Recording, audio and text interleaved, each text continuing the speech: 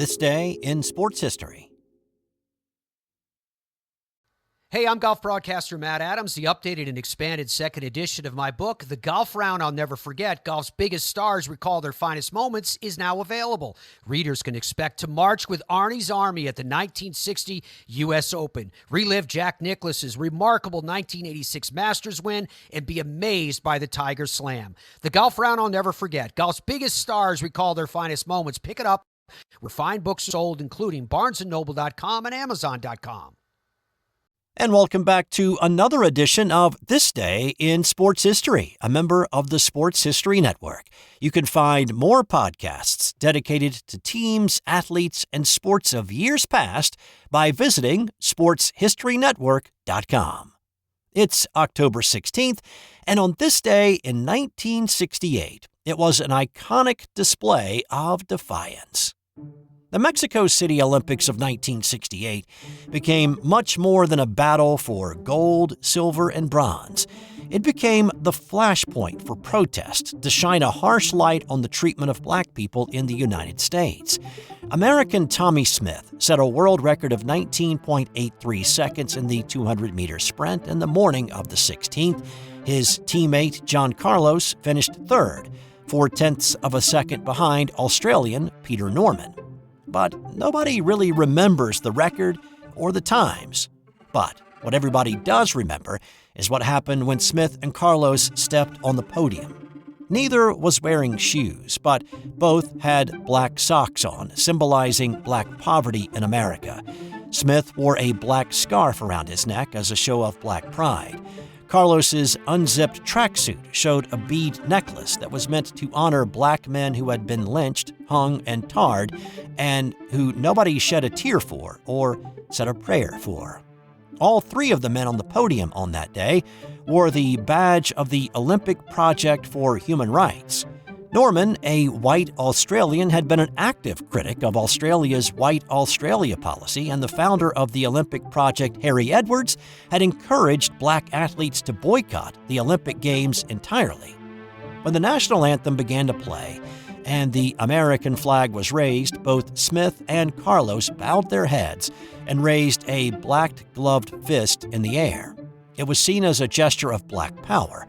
But 3 decades later, Smith clarified that the gesture was meant to be a human rights salute. Both men had intended to wear a pair of black gloves on their hands, but Carlos left his in his room at the Olympic Village. It was the Australian Norman who suggested that Smith give the left-handed glove to Carlos. As soon as the anthem ended, the crowd at the Olympic Stadium booed the men. Afterward, we get another appearance by now IOC President Avery Brundage, who deemed the protest to be too political and ordered that Smith and Carlos be suspended from the team and ejected from the Olympic Village. The U.S. Olympic Committee told him to stuff it, but then Brundage, who was a racist bully, threatened to ban the entire American track team. At that point, Smith and Carlos were expelled from the games and sent home, but they got to keep their medals. As many pointed out afterwards, Brundage, serving as U.S. Olympic Committee chief during the 1936 Games in Berlin, had not shown any outrage or made any objections of the Nazi salute being too political during those games. The two athletes did not fare well when they returned home either. They were criticized from all corners of the media. They faced verbal abuse on the streets, and they received death threats for their protest. Both continued to compete in track and in different sports, though. Smith had been drafted to play in the NFL by the LA Rams, but signed with the Cincinnati Bengals of the AFL as a wide receiver. He only played a couple of games in 1969, catching one pass for 41 yards.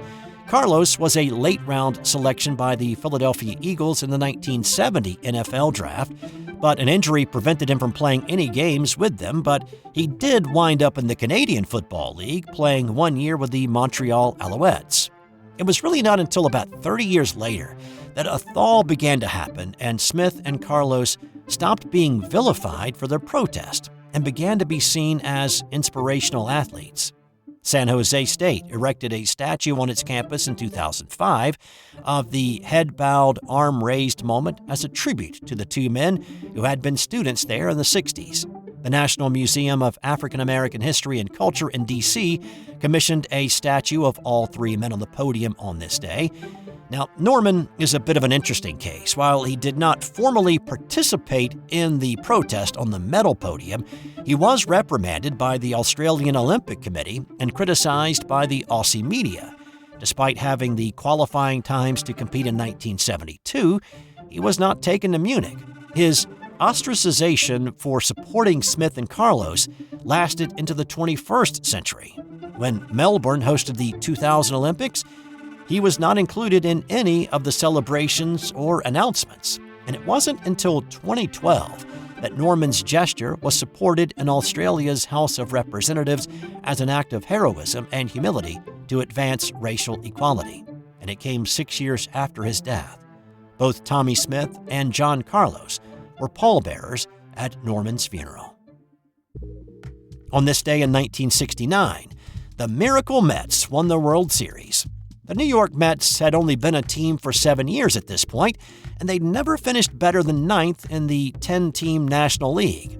For the early part of their history, they were an amalgamation of cast-offs from other teams, a few who'd been something at some point but now were on the tail end of their career, or guys who would never make a lot of noise in the majors. They found interesting ways to lose a game and became the lovable losers in stark contrast to the crosstown Yankees.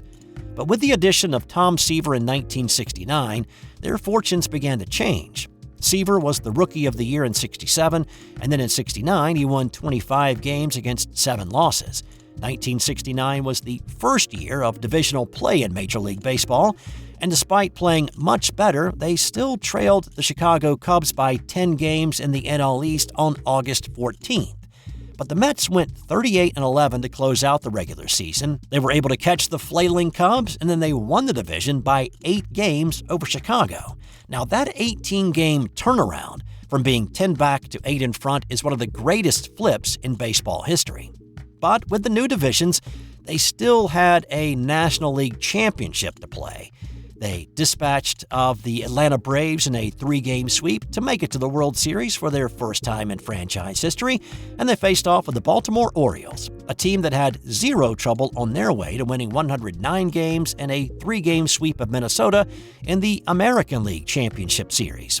The Orioles set the tone early in the series. On Seaver's second pitch in Game 1, Don Buford sent it into the cheap seats at Baltimore's Memorial Stadium, and they went on to win the game 4-1. But the O's would not win another one. So on this night, the Mets led the series 3-1. Baltimore took a 3-0 lead in the third inning, and it stayed that way until the bottom of the sixth. The Mets' Cleon Jones was at the plate, and he claimed to have been hit on the top of the foot by a Dave McNally pitch. Well, the umpire didn't exactly buy the argument, but when New York manager Gil Hodges came out to have a discussion, he showed the home plate ump a black shoe polish smudge on the ball, and the call was reversed, and Jones got to go to first base.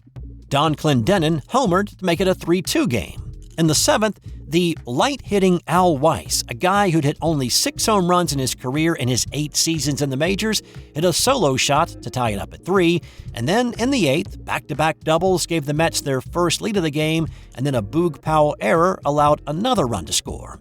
Baltimore could not manufacture any runs in the 9th, and the Miracle Mets, a team that had spent its history as a cellar dweller, won the game 5-3 and were World Series champs. To many in 1969, it was harder to believe that the Mets won the World Series than it was to believe that Neil Armstrong and Buzz Aldrin had actually walked on the moon back in July. Let's go back to the 1912 World Series for a moment. Now, yesterday, I closed out the episode talking about the Royal Rooters and their protest of their usual seats being double sold and then crashing the fence and delaying the start of the game. Well, this is a different story, actually, focused on the game at Fenway on this day. The Royal Rooters did boycott the game, but as I mentioned yesterday, the game on this day was the 8th game in the best-of-7 series between the Red Sox and the New York Giants. The two teams had run out of daylight and tied Game 2, but instead of finishing it up the next day and playing Game 3, they just played a whole new game. So this was the decider. The Giants put a run on the board in the 3rd inning. The Red Sox answered with one of their own in the bottom of the 7th. The Giants took the lead back in the top of the ninth with another run to make it 2-1. In the bottom half, Clyde Ingle was sent to the plate as a pinch hitter. He sent a lazy fly ball to center field, and the Giants' Fred Snodgrass settled under it, and he dropped it. Ingle went to second on the error. The next batter lined another one to Snodgrass, who made a really nice running catch this time, but it advanced Ingle to third. So instead of there being 2 out, none on, there was 1 out and the tying run on third. In a bit of a weird move, the Giants walked the next batter. Yeah, it set up a possible double play, but it also put the winning run on base. Now, that really would have been a moot point if one of 3 Giants who were around Tris Speaker's pop-up in foul territory had actually caught it for out number 2. But instead, the ball dropped to the ground, and Speaker had new life. He then lashed one into the outfield to score Ingle to tie the game at 2. The next batter was walked to load the bases with 1 out, creating a force at any base. But when Larry Gardner lifted one deep enough to right to score the runner on third, the Boston Red Sox scored the winning run, and they were world champs. Snodgrass took the brunt of the grief from the loss. His error became known as the $30,000 muff, with that being the difference in the winners and the losers' share. But as the Giants' Christy Mathewson said, it was the whole team. New York had 5 errors that led to 6 runs in Game 2 that ended in a tie. An error figured in the Red Sox scoring the winning run in Game 5, and of course the foul ball that nobody caught with Snodgrass's error in the 9th of this game proved to really be the difference in the series. All right, so let's finish out today's episode with a couple of quick ones. On this day in 1976, Abilene Christian's Uwe Johannson kicked the longest field goal in college football history, and it is actually longer than any kick made in the NFL. On a crisp fall afternoon in Abilene, Texas, Johannson lined up from their own 41-yard line on the final play of the first half, and with the aid of a 12-mile-per-hour tailwind and a strong leg, the kick sailed 69 yards over the crossbar, and the lone referee looked as excited as those in the stands when he raised his hands, signaling it was good. Now, that would be interesting in itself, but earlier that same day, 270 miles away in College Station, kicker Tony Franklin, who I've talked about on this podcast as being one of the last of the barefoot kickers in the NFL, kicked a 64-yarder and a 65-yard field goal. For the briefest of moments, minutes or maybe an hour or two, Franklin actually held the distinction of the longest in college football history.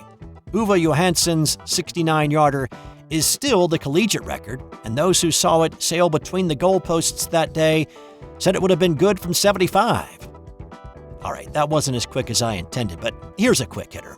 In 1964, the Boston Patriots and the Oakland Raiders played to a 43-43 tie at Fenway Park.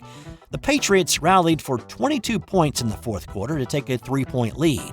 The Raiders' Mike Mercer kicked a 38-yard field goal to tie it up at 43, and at this point, neither the AFL or the NFL played overtime for a regular season game. It wouldn't be until 1974 that a sudden death playoff would be incorporated for regular season games, and so this 43-43 tie between the Patriots and the Raiders in '64 is still the highest scoring tie game in the history of the league. And time now for today's non-sports Did You Know? We tend to think that our texting language is relatively new, say the last 20 years or so, shortening phrases to a few letters such as LOL or TLDR or IMO. But the first recorded use of OMG was not by some teenager in the early aughts. Instead, OMG can be traced back to a letter from Lord John Fisher, the first Sea Lord of the Admiralty, to Winston Churchill back in 1917. And in true old guy fashion, he was 76 at the time, Fisher wrote out that it actually meant, "Oh my God." And I bet his punctuation was spot on as well. That's all I've got for you today. I'll have more tomorrow on This Day in Sports History.